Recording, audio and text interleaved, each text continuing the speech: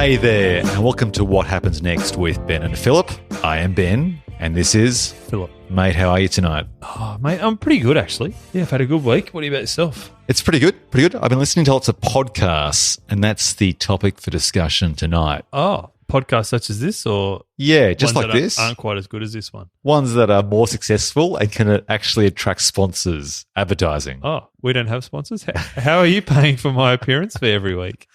No, we're not sponsored by, what's that condom brand? Durex. Durex. We don't have Durex Rib for their pleasure as our sponsor tonight. Not yet, anyway. Although, surely with this plug, The night is young. Sure, there's lots of marketing reps listening in. surely they'll sign up as we get our listenership into the three figures. But what I wanted to talk to you about tonight was advertising. And let's just call it, okay, we can call it try-hard advertising, or this new trend of doco-style advertising, which I'm going to call right now on the spot docvertising. Yeah, I like that. Are you familiar with docvertising? Yes, only in a limited way, though, and recently, I would imagine. Maybe I've actually seen them and I haven't actually appreciated them for what they are. So I know docvertising as the sort of advertising you'd hear on a podcast.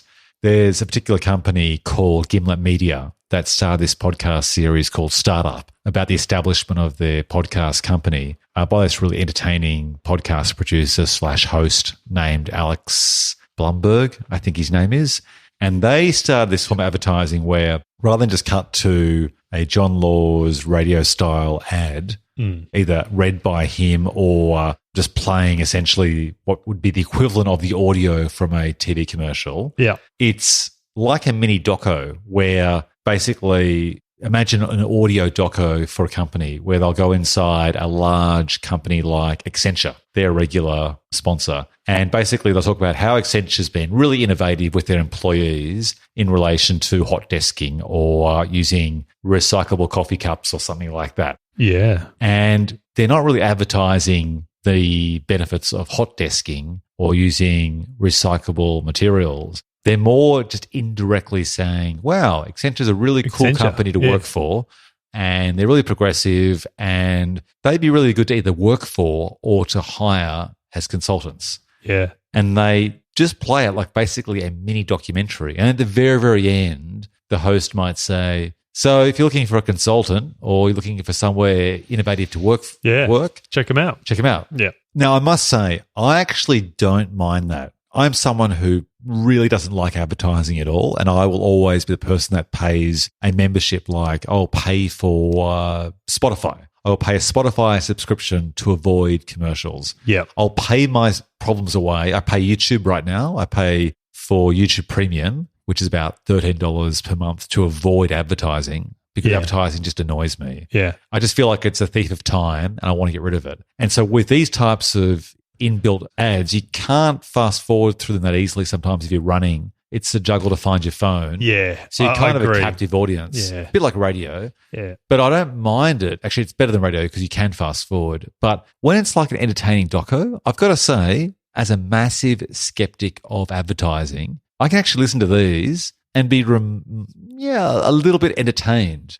But the question is that ingenious advertising or disingenuous? Yeah. Is it deliberately inoffensive so that it's sort of you are less tempted to skip ahead or turn it off? Is it more insidious than the sort of gratuitous, loud, 10 octaves higher than the actual radio show you're listening to advertisement with the wacky voiceover guy, which just shits you to tears? Is it much more insidious, kind of invasive way of doing it? I don't know. I agree. I would be less inclined to skip ahead if it was an even-toned person narrating a story about a company and how they're being innovative or something, as opposed to, well, hey, let me talk about these great rates you can get at Geico or something. You know, those kind of ads just shit me. Well, if you think about how fast things move, like car manufacturing, design, or clothes, fashions, whatever, it's like radio advertising didn't really evolve. It was still that old school, hey there, how you doing? With the wacky voices, to the point that there's like parodies of parodies of parodies. Jingles or shock jocks or Too Cool for School radio announcers or commercials. Yeah. And I think this podcasting advertising actually is doing something a little bit different, which is to be commended. And I've got to say, I do feel deep down inside I should be offended that I'm actually being entertained by what is actually an advertisement. But truth be told, I think it's probably, at the end of the day, I rule it as a smart call. And it's the lesser of two evils, isn't exactly. it? I mean, you're getting your content. You don't have to pay for it. So if you've got to sit through an ad, you might as well sit through one that doesn't jar your ears on the walk to work so much so that you have to like quickly fast forward it, and you're happy just to tune out slong in the background, and you'll tune back in when the announcer comes back on. Or like you say, you'll be like, oh, this is semi-interesting. I'll listen to this and see what they have to say. And you are probably unlikely, you would think, to come away with a positive impression of the company that they're talking about, but maybe you would. So what happens next? Subconsciously hire some consultants from that company to come and halve your workforce than some consultants from another company. Or throw in your day job and go and work as an intern or graduate. Again. In your 40s. Again. Restart your career. Remember me? Long service leave. Does it restart?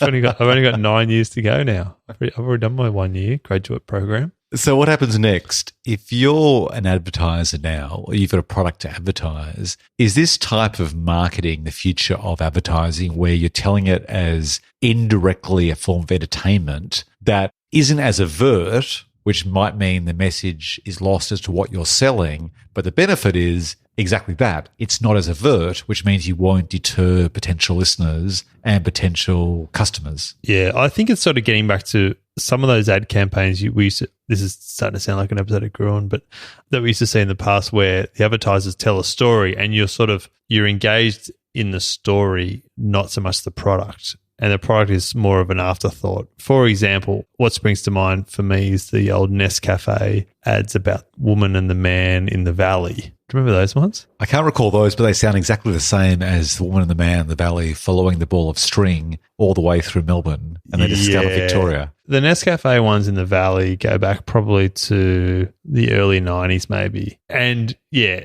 you were watching it like you're watching a little mini-series, some Australian little mini-series, like a country practice style. I know that wasn't a mini-series, but do you know what I mean? So this was your 1990s era of Sundance independent film. These are your little short grabs that complemented your Spike Jonze, P.T. Anderson, and Quentin Tarantino. Yes, in a way. Probably less Tarantino and less Spike Jonze, more PT, I'd say. At the end of each one, there would be someone will be having a Nescafe Blend 43. But that wasn't the point. And then there'd be another one, and then they would run one ad for a month, and then they'd run the sort of sequel ad for another month, and you'd sort of see the relationship between this couple in the valley develop. And so you weren't sort of going, oh, another ad. You'd be like, oh, it's that story about those people. I wonder what they're up to now. Have they sort of evolved? Are they now, they're now living together. Oh, okay. Oh, and they're having a coffee. And whereas these sort of subliminal style podcast ads sort of gently evade into your oral sphere when you got your headphones on walking to work, they're sort of that, I think they're that kind of inoffensive, slightly interesting. You can drift along with it if you want, or you can just tune out and wait for the show to kick back in, or you know what I mean? Yeah, you know what? As you raise that anecdote about that 1990s Nescafe one, it reminds me of the same idea behind, I think it was the character of Rhonda who was going to Bali. Yes. And I think it was advertising insurance. That's the sort of more modern day same idea, but that's probably a little bit more in your face, whereas this one was a little bit more arty. I think they have talked about that one on Gruen as being that style of advertisement. You sort of buy into the story, and then the character has a life of its own, and for some reason you're really rooting for this character in an ad, which is really weird when you think about it. Yeah, as you tell that story, it makes me realise that what I'm describing with docvertising, trademark Ben Phelps, is that it's same but different. I thought initially it was much more innovative, but what it actually is a doco-style version of exactly what you're describing, which is a fictional, serialised advertising campaign. Yeah. Where in having multiple advertisements, you then, like a typical narrative, set up characters, story, conflict, drama, and you space those ads over a certain duration of time, much like a TV series might be spaced week to week. And thus people become invested in the story, the long-term arc over multiple advertisements. Yeah. It is a same but different sort of concept in a way. It's like I think that sort of the less in your face style is, I think it's sort of pervading a lot of style of advertising. To even like your bus shelter ads are a bit more subtle these days, and there might be a bit of a play where you drive past 3 bus shelters in a row and each one will have a different picture advertising the same product. It'll be telling a story as you drive down the road, and that kind of thing I think you see a bit more these days. There was a really cool one when the second Trainspotting came out where they had each character on a stand of 4 bus shelters in a row at Taylor Square, and each bus stop had Spud and Begbie and Spike and so visually you put together those portraits and it almost resembles that famous photograph of the 4 of them standing side by side at the train station in Scotland. Yeah, but it was the 4 of them as they are now in the sequel, each one on their own bus shelter, but 4 in a row. It was like that kind of thing. It's a bit more. It's sort of, I mean, 80% of people probably drive past and don't know who they are and don't care, but the people who go, oh, that's Trainspotting, that's the guys from Trainspotting. And the target audience for Trainspotting too would be the type of audience that would be sophisticated enough to pick up on those nuances because they were already plugged into Trainspotting, the first film. So you're trying to basically get them, who are the people most likely to go, to actually turn up on the first weekend of the film screen, opposed to waiting till iTunes. And they put it on bus shelters in Darlinghurst in the middle of Sydney. They don't put it on bus shelters in Killara on the North Shore. Well, as you raised the example of the bus shelter advertising, it's become apparent to me that one of the reasons why I think I've really become aware of podcast advertising is because the nature of podcasts is that essentially they're an earworm. They're something that captivates people's senses. And although they can walk the dog, go to the gym and do multitasking at the same time, there's a certain intimacy because the people are literally in your ear, in those earbuds, or over the top with cans with earphones over the top. So there's an intimacy to the voices being pinged into your head, which is not what you get with, say, outdoor advertising like movie posters on a bus shelter or watching TV, where the sound image is being projected from further away and there are more distractions around you and you might not be captivated in the same way. Yeah. Whereas when someone's kind of talking to you very intimately, doco-style format, which seems very authentic, so it's in a very measured tone, it's the same tone as the podcast, which means it sort of flows more naturally from the regular podcast to the advertising, and it's told very sincerely, then you are more trusting of it and thus less inclined to tune out. But if you're passing, say, a really vulgar or aggressive print advertising campaign on the side of a building or in a bus shelter, it's so easy just to turn away. It's one glance to see it and one glance to miss it. And also, I think the benefit of podcasts is that you're often listening with a sort of an over-ear headphone or a noise-cancelling headphone, and that sort of adds to the whole intimacy of the experience. And it's just one person talking to you through your headphones as if you're having this one-way conversation. And when they start reading an ad or they play an ad, it's almost like it is directed at you. It's directed at you, and it comes sort of, it's approved by the podcast presenter, and it's not like you're watching the news with 3 million other people and then you just get this barrage of Harvey Norman commercials. You're having this lovely experience where you're getting informed about this subject that you're presumably interested in, and then you just get informed about another subject that you may or may not be interested in being an ad. And they tried doing that with old school advertising before, well, in Australia anyway, media laws made it less restrictive, that radio announcers, DJs, usually old white men, couldn't read out advertorials for products without disclosing beforehand that was an ad. That they were a paid sponsor, yeah. Yeah, because before regulations, they would basically flow from a rant or commentary about subject A to seamlessly segue political correctness into this advertising spill for a cleaning fluid or something for carpets and dentures. For dentures. But they're always reading out something, and they try to add inflections and so on to make it sound more dynamic. Yeah. But you always sensed after about 30 seconds that they were reading something out. They weren't talking off the cuff with an opinion. Whereas with this doco advertising, it's edited, they've added music, they kind of intercut interviews and so on. It's clearly constructed, but it's constructed in a doco format, and people are generally trusting of documentaries as a genre, which is the truth. It's authentic. But with those guys, it was actually even more disgraceful. They would go to the old radio announcers. Yeah, they would go to a commercial break and play 2 obvious commercials, and then they'd come back on and read a commercial in the middle of the commercial break, and you were like, "Is this?" We're back on with insert disgusting old white conservative shock here. Yeah. But they would be reading a commercial in the middle of the commercial break, and when you'd hear their voice and you'd think, "Oh, the radio show's back on," and I was like, "Hang on, this is an ad? There's a radio show." And then no sooner would they be back, but then they'd be playing another ad, and then they come back again. It's like, "Hang on, is the show back on now, or are they reading another ad?" That was the way they used to do it, which is even worse in a way. And that's what also, I guess, happens next with general audio advertising is that with podcasts, there are hundreds of thousands of podcasts out there, like there are hundreds of thousands of YouTube channels.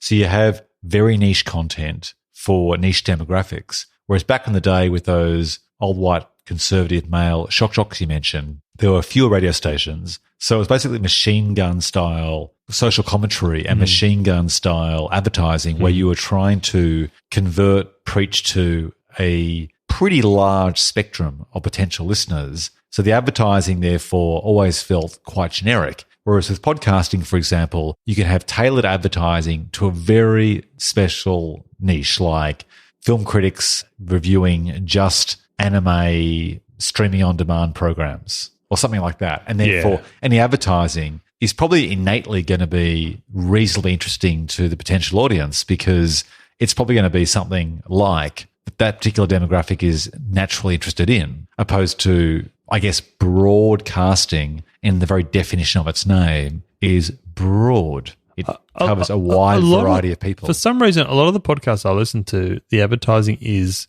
about products you can buy online that you wouldn't ordinarily buy online. Like the Dollar Shave Club where you can get shaving blades for $1. Tuxedos. Those mattresses. Yep. That get delivered to you and you can send them back. Tuxedos. Yep. Made-to-measure shirts. Toothbrushes. Yep, those food delivery services where they deliver you the menu and the food. Blue something. Blue Apron. Blue Apron. Yep. That's it. And the fresh one, something fresh. Fresh. We must listen to the same podcast. Yep. There's also another brand. Here we are doing, ironically, free advertising. But why are they all the same? I think it's because these particular companies, they're new companies, they're startups that have been born in the era of, let's call it new media like podcasting and YouTube. So they've never been able to afford advertising through newspapers or old school print publications like magazines or through expensive, I guess take the extreme, Super Bowl advertising. So being a small startup, they then have to be really selective, like a scalpel rather than a sledgehammer, in tailor their advertising to these smaller markets. Let's face it, most podcasters, including us, aren't doing it for the money. So therefore, any money that they get is cream, right? So essentially, you'll take anything. So it'd be like, it's like anything. Yeah, any little startup selling their $2 shavers online. Yeah. So it's always a case of money's always, I guess, more or less depending on the perspective where you come from. So if you are, how, for example, we're kind of deviating slightly here, but the price of journalism's gone down because if you were a freelance journalist, you used to get paid a certain amount per word, right? But then what happened is there was a rise of bloggers and they were writing reviews of restaurants, of movies, etc. for free. Yeah, yep. So essentially when they were offered like 1 cent per word, they thought, well, hang on, that's 1 cent per word more than I'm getting now, which is zero. I'd be writing this shit anyway. Yeah. And then I might as well get paid for it. Totally. And experienced journalists were getting paid, let's say, 10 cents or $1 per word. So suddenly they're competing with all of those people doing it for almost free. And the people who are doing it for almost free, like 1 cent per word or 10 cents per word, for them, it's like, well, they still have their day jobs. They're always doing this on the side anyway. Now they're just getting a bit of extra pocket money on the side. And thus you get essentially one of the many factors contributing to the erosion of old school print journalism.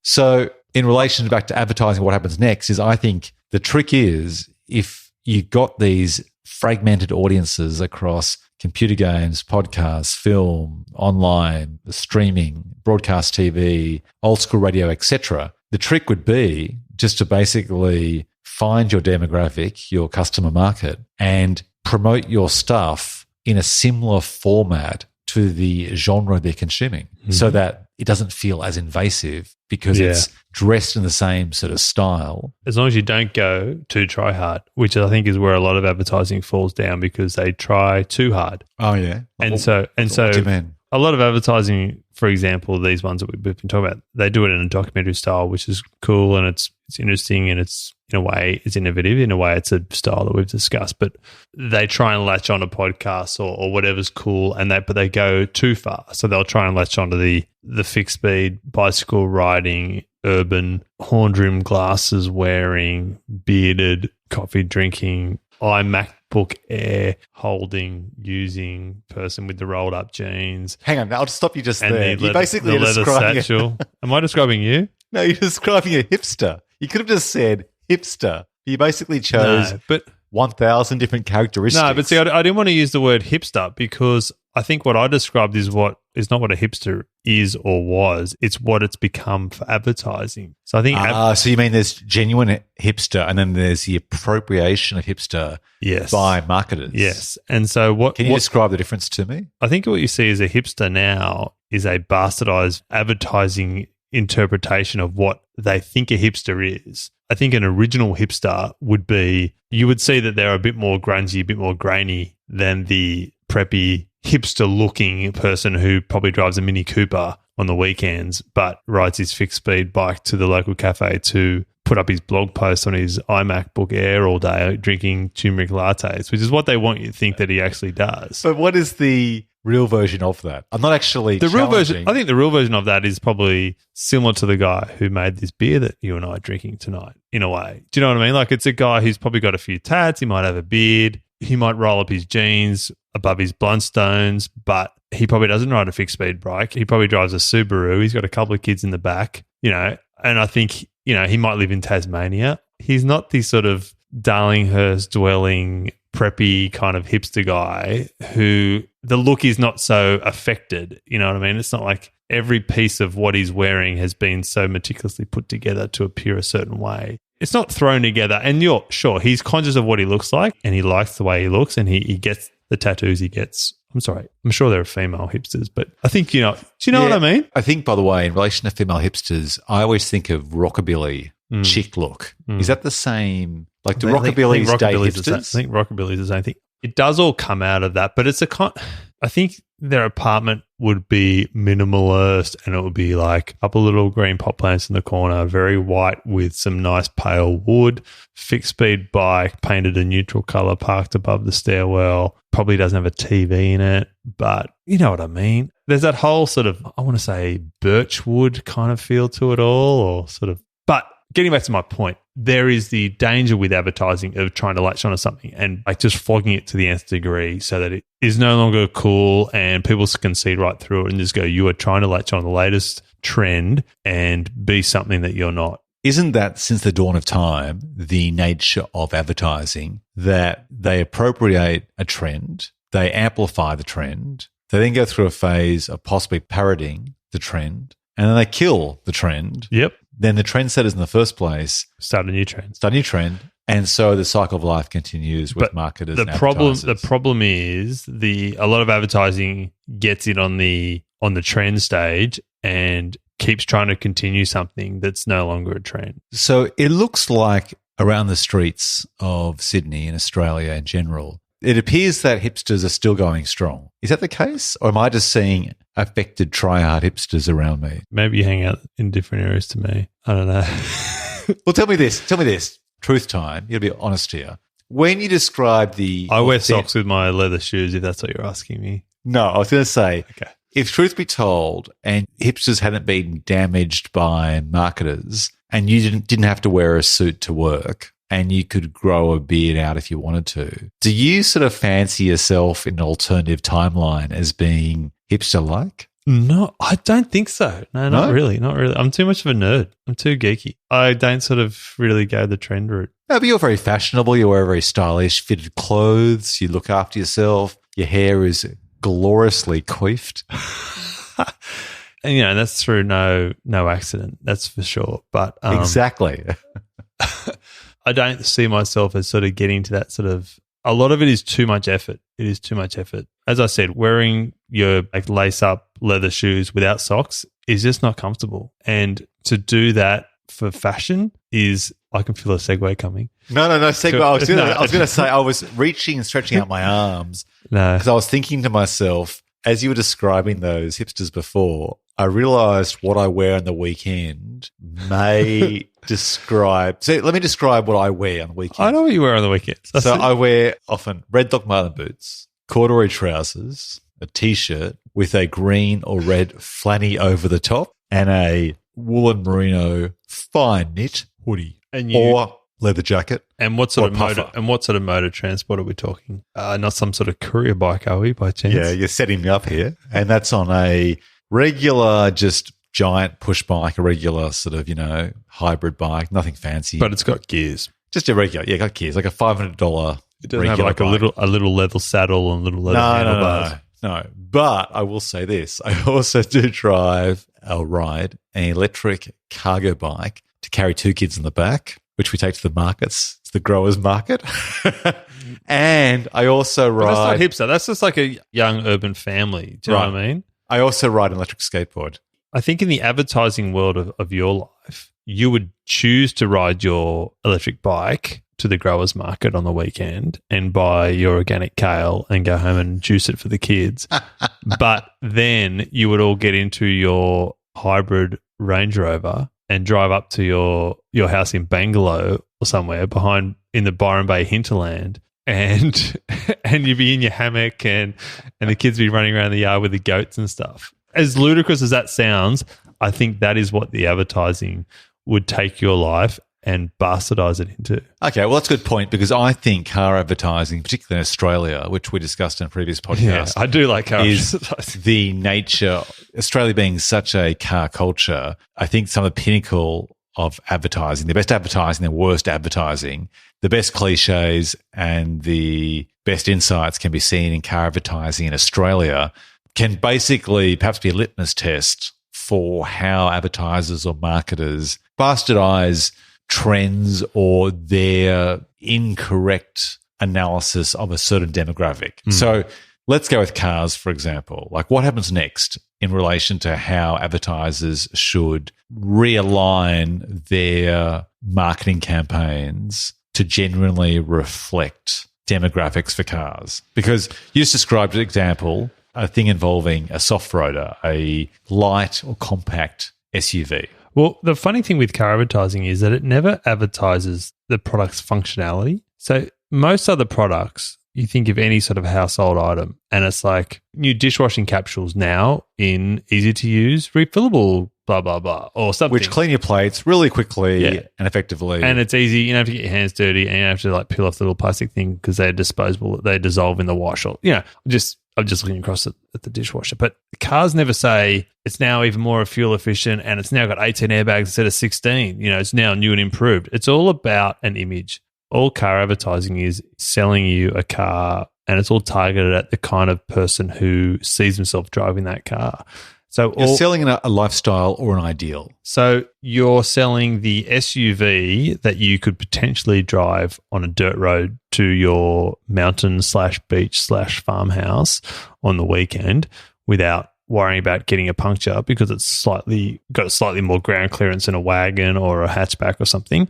And you like the idea that, it's potentially I could go off-road, but I probably never will. Or you're selling the urban hot hatch to the young, cool couple nipping around the laneways of Melbourne trying to park outside a new hip little hidden bar/restaurant or something. Do you know what I mean? Like, it's always that, or something like the escape on the weekend because you've got the slightly elevated ground clearance of an SUV or something like that, or a hotted up utility that's for the tradesman. It's good enough for the working week. What they never show you is the guy at 4 o'clock on a Friday taking all his ladders and tools and shit out of the back to fit all the family luggage in before they go away to the beach house. But anyway. Totally. It's car advertising is hilarious because you're selling the image of what you think people who drive your car want to look like as opposed to what the car actually does. Well, this is the tension I have with electric cars or hybrid cars, because I really believe there's incredible value in more sustainable transportation in a small compact factor. And I love everything about what Tesla is and what Elon Musk stands for, which is breaking the mold, doing something different. The car industries around the world are so entrenched with very historical ways of thinking, all using fossil fuels. I love the way that he's basically shaking up the market. But then I also look at it and look at the cost to buy those cars And this is the really cynical part of me. I then think, well, if I buy a Tesla and essentially pay 50 to 100% more for the same type of car, and they are outstanding cars, and they also, as currently, they accelerate faster and are safer, which was the game changer, I think, for electric cars. Before they were always, slower and so on, but Teslas are actually faster than most sports cars and so on. But I do think to myself, if we forked out extra cash for a Tesla, right? You're buying into an aspiration, a dream, a lifestyle. You're essentially also indirectly promoting environmentalism and making a comment to people. It's not a fuck you comment like some revhead sports cars are. It's more like a comment to say, I'm looking after the environment. Are you? Yeah. The issue I have, though, is if I did that and we traded it in our car, which is a Hyundai, we're two cars, a Hyundai and a Subaru, and we'll get to that later as to how they define us, those particular models and brands. I do question that if we did buy a Tesla and we sold out the cars, it just feels so pointless, and I'm almost defeated when I know that somewhere in China or India, as in countries with massive populations, they are burning. They're still going to make that car. Well, not just that, they're burning like tires. Yeah. There are 50 people in the same space as our house generating more carbon dioxide. It takes a village, Benny. No, I agree. And that's the thing, is that if you follow that logic down the road, you essentially give up, right? And then you become a nihilist and think, what's the point? But welcome to my world. why is that? What's the point of anything? Well, there is that point, though, isn't it? That you do start wondering, well, I can do this. So, for example, my beloved at the moment, this is like segue upon segue upon segue. We're now in sort of that dangerous world of discussing environmental protection, which we both subscribe to, of course, but just the way to do that effectively. My beloved has taken to collecting small plastic scraps and wraps from when you buy, unfortunately, vegetables these days might come in polystyrene with Glad wrap, with plastic cling wrap over the top and so on. Mm-hmm. So any soft plastic she's collecting to take to be recycled, which means now, like, if you tear a small bit of plastic off the top of a breakfast cereal bag, that goes into this other bag, and you take all those. You can recycle that? Yeah, you can. And that's great. That's great. However, if you've seen recent documentaries about recycling in Australia, unfortunately, half of the cans, bottles, and plastic bags, which people very authentically do want to have recycled, are just dumped. Because it's actually so expensive to recycle, and it's much cheaper to buy cans and glasses from China where it costs zip to produce. Yeah. And then it's like, well, okay, we're all doing these gestures of trying to not just protect, but also... I think most people authentically, genuinely will put their recycling in the yellow bin and their rubbish in the red bin and their garden clippings in the green bin, and they'll try, but we're not informed that by putting one coffee cup that's not recyclable in with your recycling means that the whole truckload is a waste of time. Like, no one's actually ever told that. So people just blindly do it. And then some idiot will walk along and go, oh, there's a bin. I'll put my dog shit in there. That's another podcast topic. We've already done that one. Have we? Don't get me started. In the recycling bin. And then that whole truckload of recyclables is contaminated and they can't be asked sorting it out because it's too expensive, as you say. And they'll go, that's straight to landfill. I agree. I think people are willing to do it to a point, but then, as you were saying, like, it is more of a gesture and it's more of at least I can sleep at night knowing I've tried. And so what happens next? It might all be pointless. Once you alert people to the fact that so much of our recycling is being dumped in massive rubbish tips, how do you then remotivate people to continue recycling? Or how do you somehow call into account all of this recycling being dumped to actually ensure that authentically, when people put their cups and glasses and paper in the right recycling bins, there's actually going to be a cradle to the grave recycling of those products? How do we solve that in the next 5 minutes? I think that what we can do is, speaking before about people not wearing socks with their leather shoes, I think all those women who go to great pains to wear their jackets over their shoulders and not put What's the correlation with recycling? Hang on, I'll get there. It's a long run up. They're so keen to pull the jacket over their shoulders, but they are so reticent to place their arms through the sleeves for which they were intended, to keep the jacket on their body warm, keep the jacket in place, functional. They would rather walk along with it draped over them like some sort of shawl or cape, and have to clutch their handbag and phone and coffee cup and their jacket to stop it falling off them in the high winds. I think if we could get all those women who do that on a regular basis to purchase jackets that don't have arms, so all the arms of fabric that we would otherwise have been produced to be sewn onto jackets, the money and the environmental savings alone from that, I think, will easily pay for all the messed up recycling loads. Listeners, if anyone is familiar with the Australian red nut cricketer Craig McDermott, this is the longest run-up to a conversation of all time, because I am struggling to see a correlation between the sleeveless jacket and solving the dilemmas of Australian recycling. There will come a time where arms-on jackets won't be required, and we'll be making much smaller jackets with much less material. Well, sorry, just by the way, any jacket without arms that's slung over the shoulders, isn't that a cape? So what you're suggesting is that buy shares in capes, in cape manufacturers is what I'm saying. Woolen merino capes. It's going to take off. Okay.